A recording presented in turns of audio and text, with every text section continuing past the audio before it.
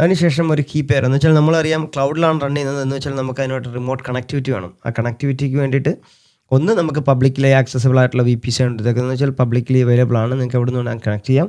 രണ്ടാമത്തെ കേസ് എന്ന് പറഞ്ഞാൽ നിങ്ങൾ കണക്ട് ചെയ്യുമ്പോൾ പാസ്വേഡ് വെച്ചിട്ട് കണക്ട് ചെയ്യാൻ പറ്റില്ല. അതിനാണ് നമ്മൾ SSH കീസ് ഉപയോഗിക്കുന്നത്, സെക്യൂർ ഷെൽ കീസ്. അപ്പോൾ അതെന്താണെന്ന് കൂടുതലായിട്ട് അറിയണം കഴിഞ്ഞാൽ ലിനക്സിൻ്റെ സെക്ഷനിലോ അല്ലെങ്കിൽ ക്ലൗഡിൻ്റെ സെക്ഷനിലോ പറയുന്നതായിരിക്കും നല്ലത്. എങ്ങനെയാണ് ഒരു PKI ഇൻഫ്രാസ്ട്രക്ചർ വർക്ക് ചെയ്യുന്നത്, എങ്ങനെയാണ് ഒരു കീ എക്സ്ചേഞ്ച് നടക്കുന്നത് എന്നുള്ളത്.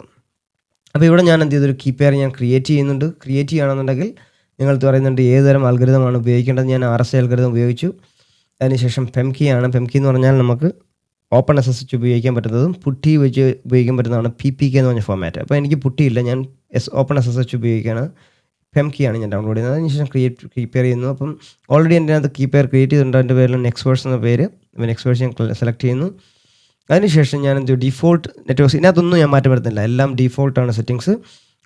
സെക്യൂരിറ്റി ഗ്രൂപ്പ്സ് എന്ന് പറഞ്ഞാൽ ഒരു ഫയർവാളായിട്ട് ആക്ട് ചെയ്യും. എന്ന് വെച്ചാൽ ആര് കയറണ്ട, ഏത് സർവീസിനെ ലിസൺ ചെയ്യണം എന്നുള്ളത്. ഇപ്പോൾ ഇതിനകത്ത് ഞാൻ പറയുന്നത് SSHനെ കണക്ട് ചെയ്യണം. എന്ന് വെച്ചാൽ അറിയാലോ, മെഷീൻ വന്നു കഴിഞ്ഞാൽ നിങ്ങൾക്ക് SSH നിർബന്ധമാണ്.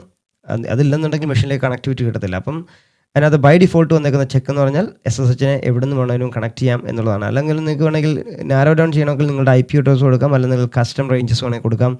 ഏതെങ്കിലും ഒരു സബ്നെറ്റൊക്കെ കൊടുത്തുകൊണ്ട് നിങ്ങൾക്ക് എവിടെ നിന്നാണ് റെസ്ട്രിക്ഷൻ ചെയ്യാം, എന്ന് വെച്ചാൽ ഫൈൻ ഗ്രൈൻഡ് ചെയ്യാം.